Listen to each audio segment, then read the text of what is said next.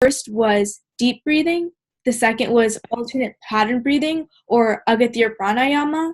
And the third was deep breathing with the aid of digital visualization, music, and color in an app coded in Android. There's a Yes? Yes? Yeah, you could go. Proceed, please. Okay. So what is test anxiety? Test anxiety is a type of performance anxiety which can lead to somatic symptoms, and it can be combined with worry, fear of failure, tension, and dread of taking a test. This leads to many biological and physical health issues, such as heart palpitations, disabilities, nervousness, panic attacks, headaches, shortness of breath, and excessive sweating. So overall, these symptoms can impact a student's quality of life and test scores, which can hurt them in the future. So if we allow students and give them the right mechanisms to conquer their test anxiety, then they're more likely to be successful in the future. Because oftentimes what we see is when test anxiety is not taken care of at a young age, with more additional pressure that comes up with growing up, this form of mental illness can snowball into bigger mental illnesses. So in phase 1, what was done was a questionnaire was developed and given to students 14 to 18 in 5 different countries. So these countries were Malaysia, America, Australia, Ireland, and Singapore. So overall, it was found that 41% of students had test anxiety. And then when looking at just the test anxiety rates in America, 47% of students had test anxiety. So this was higher than the overall population that was sampled, meaning that test anxiety in America was at an alarming rate. So looking deeper into this, so America and Malaysia were where the 2 main samples of data came from. So that's why in these charts you can see it's a comparison between Americans and Malaysian students. So when looking at the data based off of male and female in America, the really alarming thing that first came up from the data that was collected was that 74% of male students didn't have test anxiety, and 25% of them did. But then when we look at the female results, 58% of females had test anxiety, and that's more than twice as many females in America that are facing test anxiety compared to males. And then when looking at in Malaysia, the number was about the same. So 37% of males and females, males face test anxiety, and 33% of females face test anxiety. So then came the question, why was there such a big difference in the test anxiety rate in America between males and females, whereas there was only a 4% difference in the test anxiety rate between males and females in Malaysia? So that's where this next bar graph, this is just America's data looking at all the way from 14 to 18, how the test anxiety levels varied. And this is a really important graph because it shows at the age of 17, test anxiety spiked for both males and females. So starting with 14, the amount of people facing test anxiety was relatively low. So 20% of females and 25% of males. So that's only a 5% difference. And then it increases almost 20% as students turn 15 to 40% for females and 38% for males. Then at 16, the level of test anxiety being faced by males dropped by 18%. But here's the big difference that we can see in the data. Between 16 to 17, test anxiety levels raised 20% for both males and females. And this can be correlated with some of the standardized testing that takes place in the college administration admittance exams, such as the SATs and college apps that are going on. So this is an indicator to how do we want to look at our education system to possibly reform to make sure that test anxiety is being taken care of. So the reason why multiple countries were sampled in this research is because currently in America, what we're doing is we're changing a lot of our education system over to the Singaporean textbooks. For example, like Singapore Mathematics, that's a textbook that is being used in California now to teach math. So before changing completely our education system to another country's education system, we have to look at the test anxiety levels within the students and how are the students accepting or feeling within this education system. So that's why phase 1 was important to look into. And what was found is that American students right now are facing the most amount of test anxiety. But test anxiety overall in all populations was at an alarming rate. So moving on into phase 2. So phase 2 was focused on finding a way to reduce test anxiety. So there were 3 methods used that were experimented with. So the first method was deep breathing. And deep breathing is probably the most common method that is used in America, but to explain some of the science behind it. So when you're taking deep breaths, there's 2 types of nervous systems that are at play. The first is the parasympathetic nervous system, which works to slow down different functions in the body, and the second one is the sympathetic nervous system, which speeds up functions. So when you're inhaling, your sympathetic nervous system is at play. So that's why when you inhale, your heart rate is increasing and your brain activity overall would be increasing. And then when you're exhaling, that's when you're calming down your body. So when someone is under high amounts of anxiety, then they're typically inhaling more and speeding up their sympathetic nervous system. So that's why their heart rate is pumping and it's hard for them to stay focused on the task at hand, or in this case, it would be hard under anxiety for a student to take a test because their sympathetic nervous system is speeding up their functions. So the science behind what was used in the deep breathing method was a 1-to-2 ratio, where students would exhale twice as long as they inhaled. Because when you exhale, that's when your parasympathetic nervous system comes into play to slow down your heart rate and bring your mind back and your anxiety down. So the second method that was used was alternate pattern breathing, or Pranayama. So this is based off of the nasal cycle. And so when you're only actually breathing through one nostril at a time, and when I was first reading about this did come as a shock to me, and many people who I presented to were surprised to know about this. So if you do have any doubts in it, I would recommend you can just put your hand below your nostril or even use a mirror and breathe, and you can see that your the flow of your breathing is mainly coming out of one nostril. And this is because the nostril that it is coming out of is SNS dominant, and the nostril that you're not breathing through is that's where the parasympathetic nervous system is working, because the tissue in there is swollen, and then the SNS system is where it's open. So when you're breathing with your left side of the nostril, research shows that your right side of the brain is working better, because that's the side that is corresponded with creativity and art. And when you're breathing with your right nostril, your left side of your brain is working better.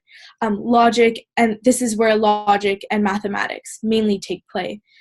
So when using Pranayama, we hypothesized that by doing this, students would also see the scores on their tests improve because they're able to activate more parts of their brain through this method.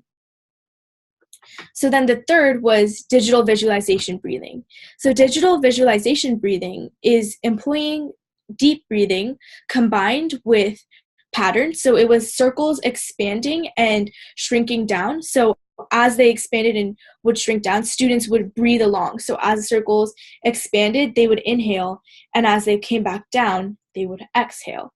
And when the circles were expanding, the color of the circles were green, and when they were coming back down, the color of the circles were blue. So the reason why they did this is in previous research that I had done, I had found that blue and green were the most calming colors. So using this along with deep breathing, along with music from the University of Nevada, Reno, that was found to lower cortisol levels, would this be the best method because it was employing different interactive tools. So the way that test anxiety was measured in students was a experiment was done for more than 2 months, looking at how students' test anxiety varied when practicing these methods. So there was 4 different groups. There was a control that practiced art therapy, and then there was the 3 groups that practiced deep breathing, alternate pattern breathing, and digital visualization breathing. And their response was recorded in 3 different ways. So the first way was looking at the domain of behavioral and mental scores, so giving them an improvement score every week to see how they themselves felt like their test anxiety was changing. Now, this was important because if the students themselves didn't feel like their test anxiety was getting better, and if they felt like it was getting worse, no matter if their heart rate or their scores were getting better, if they themselves didn't feel like they were improving, then that means that there is still something that needs to be changed within the method. Now, the second way that the data was collected to see whether or not test anxiety was changing was through a physiological lens, so looking at the heart rate before and after they practiced the method. And then the third way was looking at their cognitive scores, or how they respond, how their scores to a test changed each week. So a test at the same difficulty level, but different questions each week was given to them, and their score was also looked at.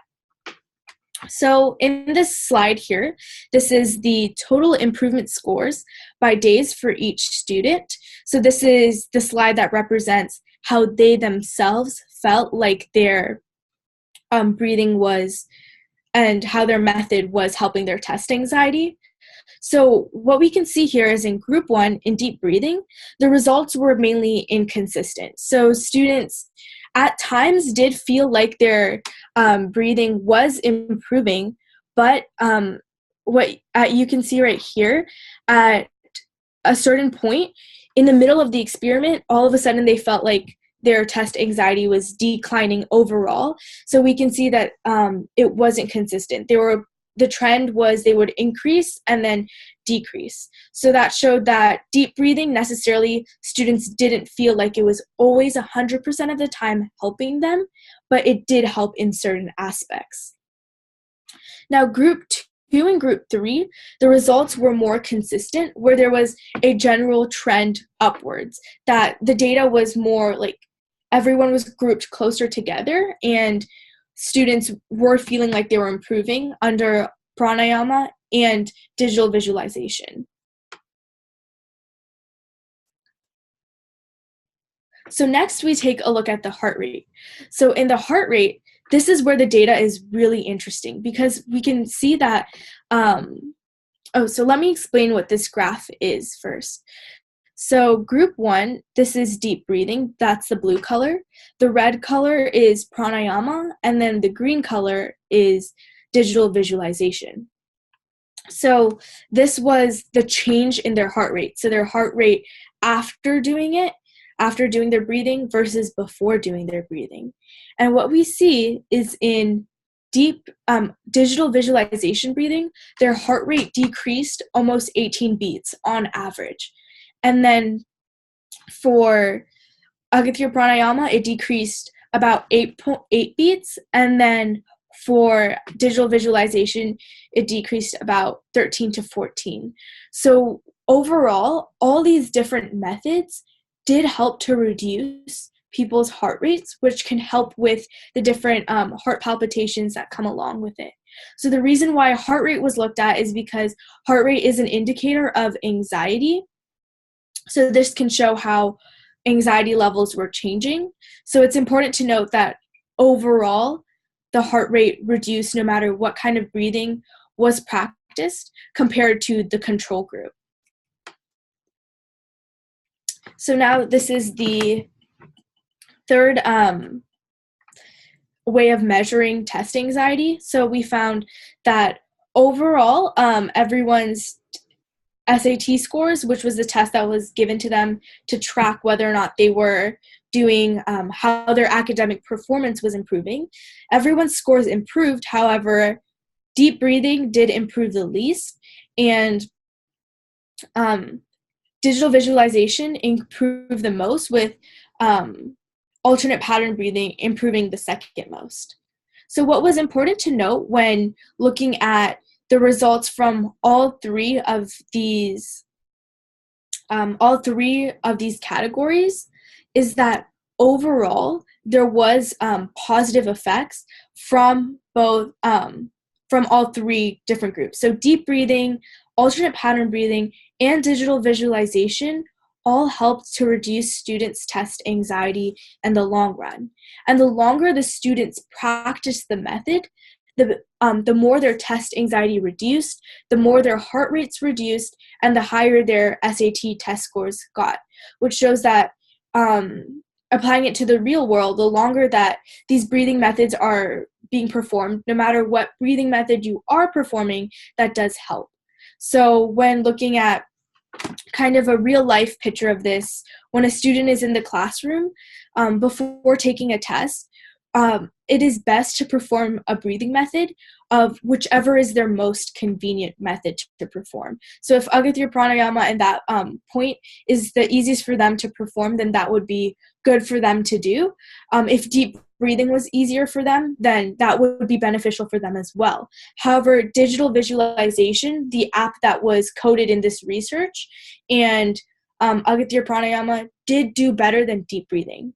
So right now, a lot of therapists and psychologists typically recommend deep breathing or the box method of breathing, where you inhale, exhale, inhale and exhale like the four corners of a box. However, what we're finding is while that does help, other methods are better as well.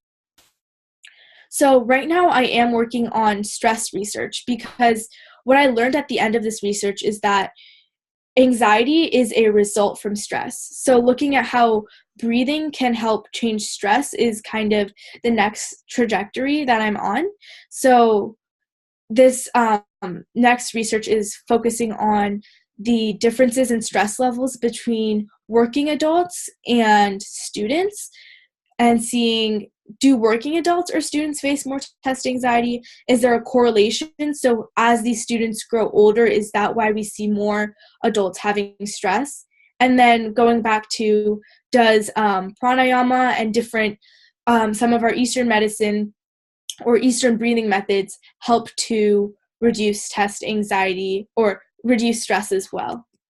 So if you would like to be a part of that research or learn more about the stress research that I am conducting, I've put my email on the slide. So thank you for listening, and if there are any questions.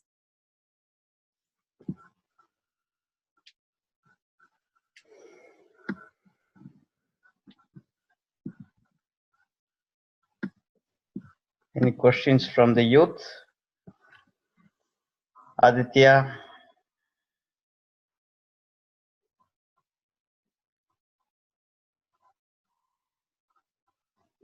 Anybody else?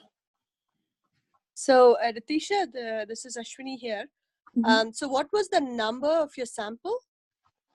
How many participants did I miss? Mm-hmm. So in phase 1, which was where it was a questionnaire that I created and gave out to students, the number of students for that was around 150 to 200.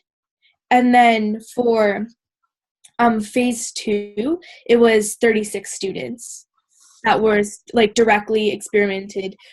So I monitored them every day. They practiced their breathing methods at 8 a.m. and I was in the classroom to make sure that everything went smoothly. Thank you. Oh, and something to note is that the students that were involved in the experiment, they were selected of all different levels of test anxiety, and we found that even students who had no test anxiety saw improvements in their academic scores and their SAT scores. So because someone doesn't have test anxiety, that's not necessarily a reason why they shouldn't practice these breathing methods. Even if you aren't facing these issues, this can still help you in the long run. Did you also, Ashwini here, were there any other, like, other than sex and nation, like in the US, obviously girls were more anxious, and the age you brought out, were there any other confounding variables for an increased anxiety in girls, especially, like, media, social media use, or family expectations, anything that came out of the data? Yeah, that is something definitely I would like to look into deeper. So while researching why there might have been the difference in that data, some reasons that presented were because of biological differences and differences within the hormones that are taking places in female brains. But then came the question of why was Malaysia's data, male and female, so similar to where else America's data had pretty big gaps. So that is an area I would like to look into in the future. Yes, that should be, interesting to know. Any other questions? How do you implement these like breathing techniques in school? So what I've done at my school is starting with teachers that I know and trust and approaching them about this is the research that I've done. And so these are scientifically backed breathing methods, and having them try them out themselves and teaching them to my peers and passing around some of the information that I have from my research and teaching them the breathing methods. So students at my school, actually, even after this experiment was all over, do continue to use this method and even have used it for their real SATs. So I think by you as an individual, you have a lot of power to go and approach your teachers, say I've been practicing this myself, and if it has been helping you, tell them this has helped me, so maybe could I have 5 minutes to talk to the class about this? Oh, okay. Thank you. Yeah. Hi, this is Chakadir. Thank you very much for presenting your observations. It was very awesome. One quick question I had was there any other factors like physical activity among the groups were taken into consideration on a day-to-day basis? So the main thing that was taken into consideration was the classroom environment. So simulating that, whereas physical activity wasn't, because we wanted to look at just students of different test anxiety and then have them go through their each normal individual day-to-day procedures and seeing how specifically these methods would impact them. Because if we added physical activity as another variable, then that could have changed the data to how we wouldn't have known if it was the breathing method or the physical activity that was really making an impact in the test anxiety. Gotcha, very true. Yeah, why I'm asking, because for various reasons, boys might have some more activities around later or after the schools that could have been also contributed in respect to girls and boys. That's just the one variable that I just came to my mind. Okay, yeah. Thank you. Thank you. Can you please talk a little bit more about the digital visualization app, please? Yeah, so the digital visualization app was created in Android Studio. So the home screen basically just gave them an introduction of what the process that they were about to go through was going to look like. So to follow along with the app, and it said it had a count number. So they were able to say, okay, I want to do 9 counts of deep breathing. But for the experiment, it was all standardized. But in the app, they're allowed to choose that. And then when they would click start, and the app would have circles expanding and decompressing according to the number of time that they wanted to do it. And it was in the 1-to-2 exhalation ratio to make sure that they could bring down their heart rate, along with music playing in the background. So there were different components that were at play. So we had the patterns, the changing in the circles, the color of the circles, the music, and the digital aspect of it. So you're bringing their anxiety and their focus out of their body and into the app on their hands. So sometimes this can focus as a distractor away from their anxiety and help them to refocus through the app. That's really cool. I really like the presentation. Thank you. Thank you. Hello, my name is Nitya. I'm wondering, where does the anxiety come from? Hi, Nithya. So that's a great question. So many people have different reasons for where their anxiety comes from. So some general reasons of where test anxiety comes from is it can be from fear of failure or worry or dread of taking a test. Sometimes people's past experiences in a test, say the test before in mathematics, they were doing like long division and they did poorly in that subject, but now they're moving on to multiplication. And because of that, like a previous mistake or what they could view as a failure, that leads to more worry in the future. It can also be because of pressure of success or being in a hyper-competitive area where you're often like compared with peers, and sometimes where students hold themselves up to really high standards to perform. So this can lead to anxiety. And somatic symptoms. So when I said that test anxiety is a type of performance anxiety that can cause somatic symptoms, it's on this slide. What that means is that even after taking your test anxiety is based off of like past experiences that will always follow you around unless you learn how to mitigate and take care of your anxiety and stress. I hope that answers the question. So the lack of anxiety means a better chance of academic success? So that's not necessarily what the research was focusing on determining, but the general idea behind it is if you do have less anxiety and less stress, then your mind is more clear when you're taking your tests. So what we found is as students' anxiety levels reduced, their test scores did improve. So I guess, yes, you could say that as students' anxiety reduces, their test scores do get better and their academic performance does improve. So in the future, this can help them with bigger college entrance exams. And even when we're coming and looking at a situation like job interviews, for example, when there is still that fear of failure that comes up from the somatic symptoms from past experiences, test anxiety can still manifest itself in different forms, which is why it's important to take care of it when you're young. And even if you do not have test anxiety, practicing the breathing methods can help to make sure that, you know, these types of anxieties like can be mitigated.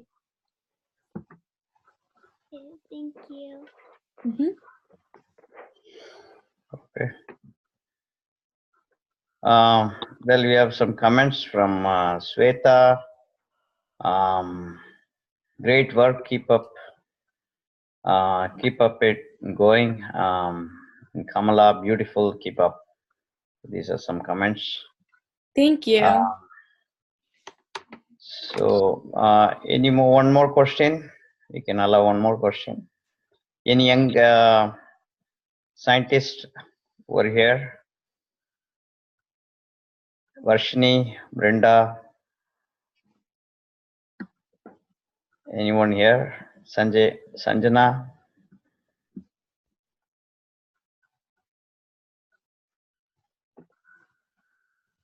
Mayur? Okay. Hello, this is Veda.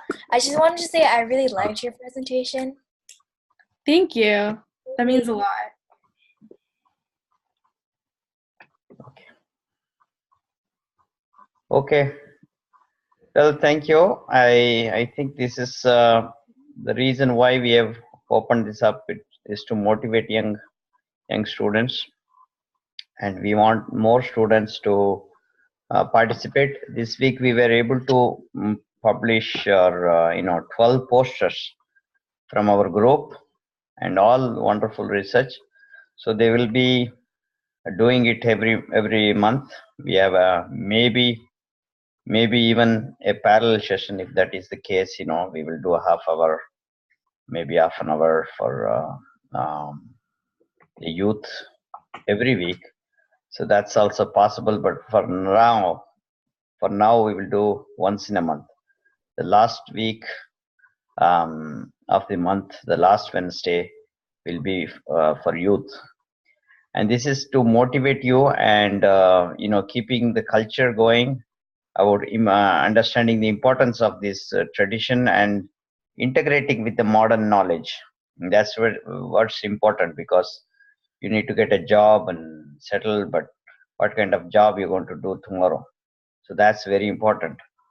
And today there is a very big scope for alternative science and technology, integrative medicine, and integrative work in different places. So you can really make use of this opportunity. And if you know youngsters, they can approach us.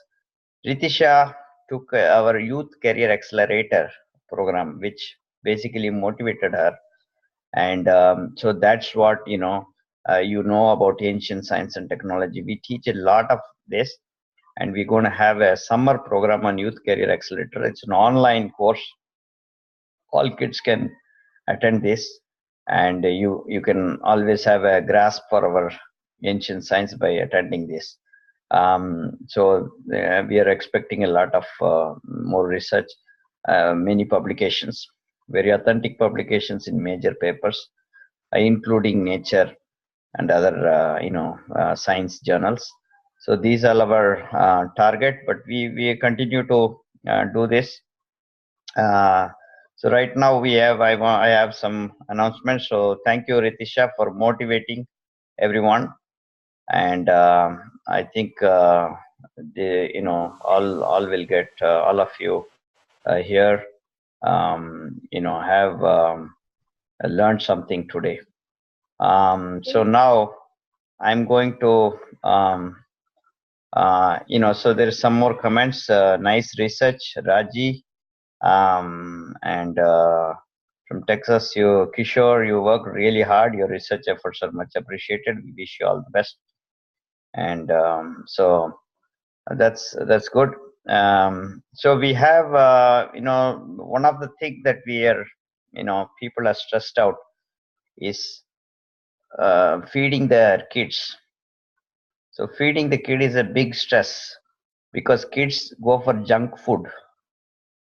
And the problem with modern moms, they come from different cultures. They come here and they think that culture gives, something like it's a scientific culture, but they didn't know that junk food is the main culture here. Junk food is a big culture here. And but there are good things that you learn from this country, but as far as food goes, it is completely junk. Any food you take, even restaurant, or you go to somebody else's house, it's all it is the same thing. So you have a culture that has very traditionally rich culture, which had very sophisticated form of food technology, processing technology, and everything, very advanced. And that knowledge, somehow it was lost 200 years, not even 200 years, maybe 100 years back. Slowly it dwindled, and we are eating something else today, and we want to revive that, resurrect that. And so we came up with a course called Siddha Culinary Medicine. So Siddha Culinary Medicine is where we wanted to teach. Let me share this. So we want, to teach the ancient, different ancient, recipes. Thousands of nutritions recipes have been lost in the modernization of food in the name of industrial revolution. Today, most of the food lack basic nutrition and fundamental energy needed for rejuvenating our body and soul.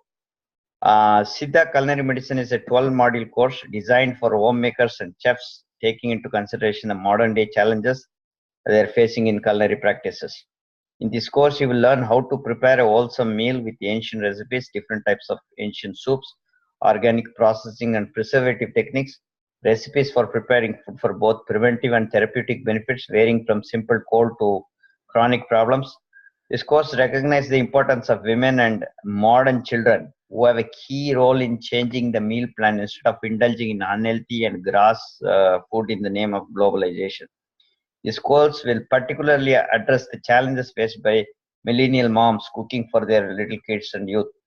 By the way, the course will also discuss necessary ingredients and cutlery needed to cook, so you better be prepared to invest something for your healthy cutlery option. This is an effort to resurrect the lost foods of ancient Indian traditions. The course will also discuss the connection between food, energy, and consciousness. There are there are three professors, Dr. Selva Shanmugam, and Dr. Thiru Salem Kupsami. He has very advanced knowledge in food and energy. And Dr. Selva, he has more than 20 years of experience in Siddha, and that knowledge about Siddha is mostly about food, and primarily. And then I am a cook. I have a lot of knowledge. For more than 30 years I have been cooking, but my change came, say, 8 years back. Basically about food. Till then I didn't really, we have been eating traditionally, but not really knowing the impact of it. When I came to this country, we still continue to do something bad. So but drastically I learned a lot, what to buy here, what not to buy, how you can still survive with a very good food even in this country. So here is the module 1, Introduction to Siddha Culinary Medicine, and we both preventive care through culinary medicine, Siddha Cutlery, ancient modern perspective, do's and don'ts, foods for controlling diabetes and female health issues, hypertension and cardiovascular disease, allergies, asthma, hypertension and cardiovascular disease, and how to overcome obesity, autoimmune and non-communicable disease, longevity through culinary medicine, pediatrics diet, an approach to healthy children, modern healthy diet for kids and teenagers with ancient ingredients and formulas. So many of the kids, they like to eat, the American type of kind of food. So they get used to that, and there is nothing wrong in using that kind of food. But how do we prepare something very healthy, modern, and attractive to younger kids? So that way, the kids start to eat healthy food, but they are still in the fancy world. And because we cannot convince them by saying this is better food, and that brain doesn't work for them. Then we have talk about high energy Siddha diet. This is a little advanced topic, a novel perspective of food. About people think that food is just anything you to enjoy, but it is more than that. How food is becoming energy, and how you can get maximum energy through choosing the right type of food. So all these things will be discussed. So this is a complete course. This starts on the 9th. And we have another course. It is a course by Dr. Timaya, and we may have Revati also a part of this. This is about home gardening, because this is very important activity. People were talking about, why do you have no activity? women can do a lot of things. Girls can really, if they don't do much activity in the gym, and mostly Asian, they are less into gymnastics and other activities. It's a very good thing to do is to engage them in gardening, home gardening. It keeps them very busy, and it's very, you have physical exercise and engage in some activity, learning the plants. You can do research from home, understanding how the plant you get connected with. So many things are there. You have love and compassion. You have emotional intelligence developed. So in ancient way of farming is very different. There are different things that you can learn from this. So here we're going to Siddha Home Gardening is a 10 module course designed for the beginners in gardening. You will learn how to design a garden, prepare the soil, seed starting indoors and outdoors, produce compost and other soil amendments, utilize weeds, manage pests and disease. The course will also discuss tools, implements, irrigation system, and best time to harvest crops and how to store them for a long period of time. Attempts have been made to prepare all the formulations in the garden using the locally available resources that you need to purchase. So external inputs. So the course will also help you to understand crop rotation, spacing of crops, identifying nutritional deficiency in plants, and managing them using organic amendments. In addition, you will learn when to harvest the crops and how to store them to maintain the freshness and quality of produce, which is very important, because if you don't know how to store the crops, then you will have to rely on, because in the northeast you have less season to grow your own vegetables. So organic gardening is a full fun activity. So you have the introduction to Siddha home gardening, module 2, importance of gardening in ancient Vedic scriptures, planning for an organic vegetable gardening, tools and implements, building a healthy soil, techniques for building a healthy soil, seeds starting indoors and outdoors, nutrition deficiency in plants, diagnosis and management, irrigation and water management in the gardens, weeds and their utilization, cultivation of common vegetables and herbs, harvesting and storage. So this is from an expert. So Dr. Thimaya has been Bhutan Bhutan is the only country in the world which is completely organic.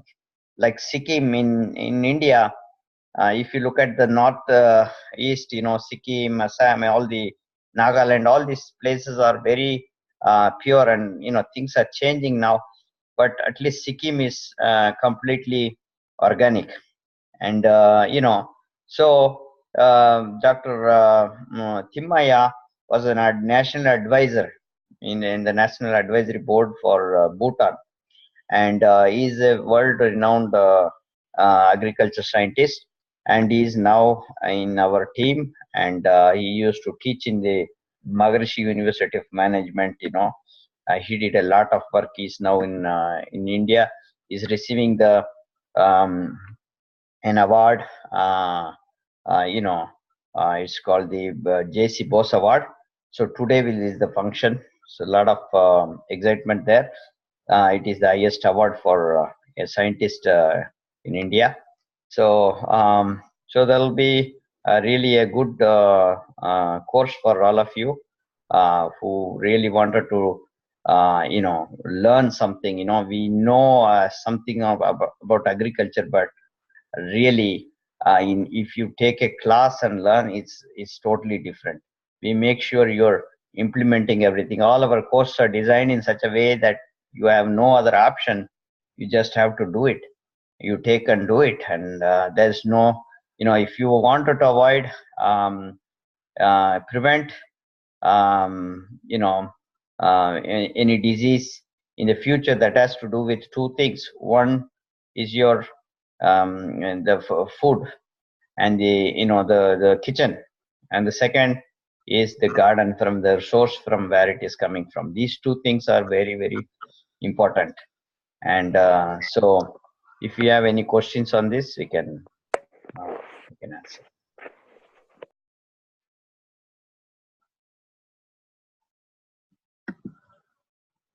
Any questions on these courses?